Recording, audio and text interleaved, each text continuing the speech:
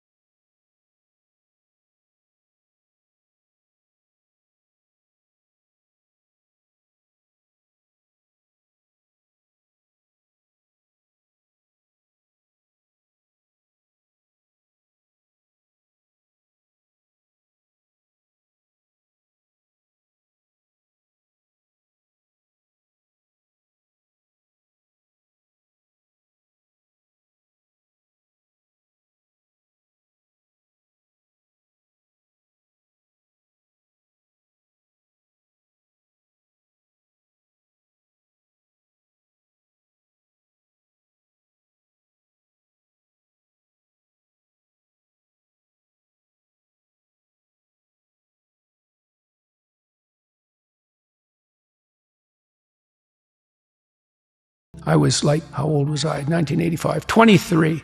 And I think I weighed 135 pounds and I was 6'1", very, very thin. And I smoked like mad and I drank too much. Like I wasn't in good shape. The first attempts forward I took in the gym, I went to this swim exercise class. It was me and this like really fat guy, young guy, probably not in any worse shape than me, and like 7 old women, over 70, and they could outswim me. Like it was pretty damn humiliating. And so I did a semester of that and got myself in somewhat better shape. And then I started to go to the gym to work out, to lift weights. And that was also rough because, you know, I'd be underneath the bloody bench press trying to lift 75 pounds off the rests. And, you know, some muscle-headed bastard would come over and tell me how to do it. And it's like, yeah, thank you. But you know, it's embarrassing, and lots of times people won't do things like go to the gym because they're so embarrassed about how they look or what sort of shape they're in. And it's a pain to start at the bottom, but you start at the bottom where you're weak. And if you want to rectify what's weak, you have to accept the fact that you're at the bottom and that the first steps are going to be painful. You know, it took me about 3 years, but I stopped smoking and then I stopped drinking and I gained 40 pounds of muscle in like 3.5 years, something like that. I got a lot more physically confident and a lot more coordinated, because working out with dumbbells makes you coordinated, right? Because it exercises all the small ligaments and the tendons. And so my lower body in particular got a lot more coordinated. Then I could dance, so that was better when I was going out dancing, because I did a lot of that in graduate school. But the point of all this is, if you're going to rectify your weaknesses, you have to admit your insufficiency to your own shame. Now, if the gap between you and your ideal is so great that it paralyzes you, you shrink that, right? One of the things I've been talking about in the live shows is your comparison group is incorrect. The fact that, you know, we have the opportunity to sit down and listen to anybody on the planet, right? The best minds, the best athletes, the best thinkers, the most articulate that are alive right now, or listen to the people that have died that were around when video cameras existed. And you can compare yourself to that group. Yeah. But that's not your comparison group. If you have the impetus to sit down and listen to me and you waffle on for 3 hours about these deep topics, these interesting ideas, you are so already selected out of the normal group. You're already asking yourself questions that the right questions. almost nobody else is, right? But because your comparison group are people that are unbelievably high performing, is that really who you're going to compare yourself to? And it's unfair. And the problem that I see is people who have big dreams for themselves and want to do great things, they like to set their sights high, and yet they feel despondent in the comparison. Yeah. So I think there's a pride in that too, eh? Like, I can be, I want to be. Well, or that's who I should be comparing myself to, right? That's the pride. And the pride is something like, I should be that, or even I could be that. It's like, well, maybe you could, but you're certainly not going to do it, as you already pointed out, without the apprenticeship, right? So you could say that the despondency is actually is in proportion to the false pride. Now, I wrote a chapter in, I think, my first book, which was compare yourself to who you are today, not to who someone else is. Sorry, I mangled that to some degree, but you get the point. The proper comparison group for you is you yesterday. Because you can make, first of all, you're the only control group that's appropriate to you. Because you have a certain set of talents and possibilities and limitations and tragedies that are truly unique to you. And so you might be comparing yourself to someone else on some dimension, but it's not a reasonable comparison, because you don't know what talents they were blessed with, and you also don't know what opportunities they had that you didn't, etc. It's just not a reasonable comparison. It's a lot better to think about who you were and then to think, well, could you be somewhat better in some dimension? And the positive thing about that is the answer is almost always yes. Now, you can orient that transformation towards some stellar target, and that's a reasonable thing to do, but that doesn't exactly mean that you should compare yourself to that target. Aiming at something and comparing yourself to it are not exactly the same thing. Plus, your bloody comparison is also a delusion. You know, that's another thing that you have to understand, is that you look at the person you're jealous of, and really what you're doing is you're looking through a very narrow aperture at a very thin slice of their life. You're looking at the thin slice of their life that's turning out the best, but you're also looking at a thin slice of their life that's marketed to be the best, right? And you have no idea what the horror of that person's life might be in its totality. And you have no idea if the deal was, say you wanted to be Russell Brand.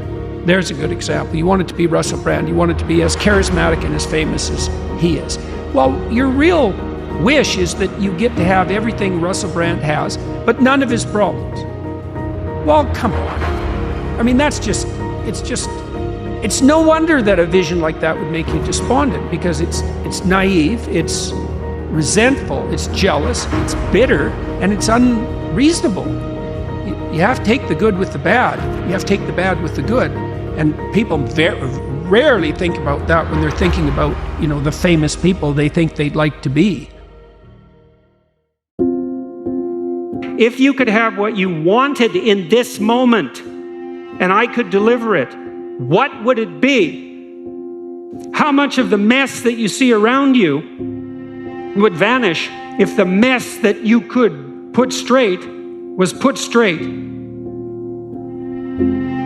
The question always is, why do something? Because doing nothing is easy. You just sit there and you don't do anything. That's real easy. The question is, why would you ever do anything? And the answer to that has to be because you've determined by some means that it's worthwhile. In many ways, that's what you should be doing at university. That's exactly what you should be doing, is trying to figure out who it is that you're trying to be, right? And you aim at that. And then you use everything you learn as a means of building that person that you want to be. And I really mean want to be. I don't mean should be, even those things are going to overlap. You know perfectly well that if you put your mind to it and you make the proper sacrifices, there are things you can set straight. What advice do you have for a young man in his 20s? Make a plan. Look at what you're interested in. Get disciplined about something. Allow for the possibility that you have something important to contribute to the world, and that the world would be a lesser place without that contribution. Don't be afraid of taking on responsibility. It's where you find what sustains you in your life. You can take on too much responsibility. You have to be cautious in that regard, but that's a less common problem than not taking on enough.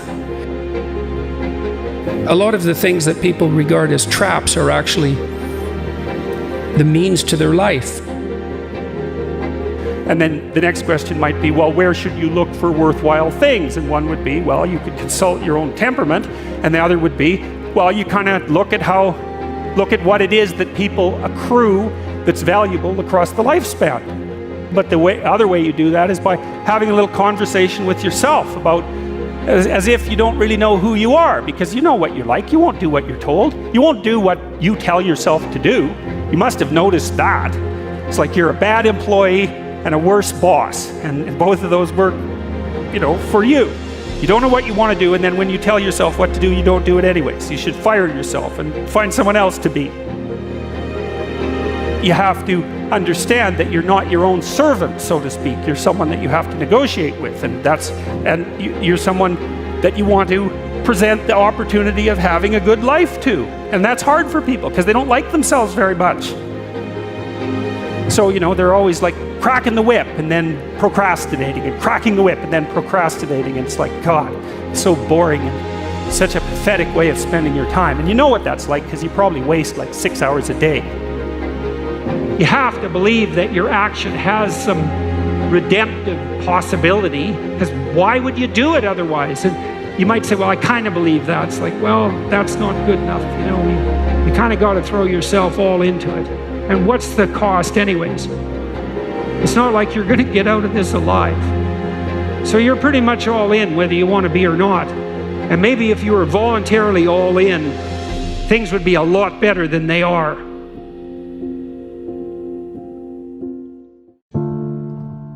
If the world isn't everything that you want it to be, maybe you're not acting the way you should. One of the things people do to buttress themselves against failure is to never let themselves really gain clarity about what they need and want. Let's say you try something, but you only do it half-heartedly. And then you fail, and you think, well, I didn't really fail because, I held a bunch back in reserve, and so I didn't get what I wanted, but maybe had I been all in, I would have. And so you don't have to upbraid yourself too much for the failure. Now, it's a catastrophic way to live, to sit on the fence and to not commit, because instead of risking the possibility of failure, you engage in what's essentially the absolute certainty of failure. Because if you want something worthwhile and difficult, which you probably do if you want to have an adventure and go somewhere, then what's the chance you're going to get it if you're halfway in? You can't be halfway in, but that sort of protects you against failure, because you can tell yourself, well, if I tried, I could have done it. It's like, you tell yourself that 200 times and your life's over. Okay, so once you get your goal structure set up, you think, okay, if I could have this life, looks like that might be worth living, despite the fact that it's going to be, anxiety provoking and threatening, and there's going to be some suffering and loss involved and all of that. Obviously, the goal is to have a vision for your life such that, all things considered, that justifies your effort. Okay, so then what do? Well, then you turn down to the micro routines. It's like, okay, well, this is what I'm aiming for. How does that instantiate itself day to day, week to week, month to month? And that's where something like a schedule can be unbelievably useful. Google Calendar. It's like, make a damn schedule and stick to it. Okay, so what's the rule with the schedule? It's not a bloody prison. That's the first thing that people do wrong. They say, well, I don't like to follow a schedule. It's like, well, what kind of schedule are you setting up? Well, I have to do this, then I have to do this, then I have to do this, and then I just go play video games, because who wants to do all these things that I have to do? Set the damn schedule up so that you have the day you want. If I was going to set it up so it was the best possible day I could have, what would it look like?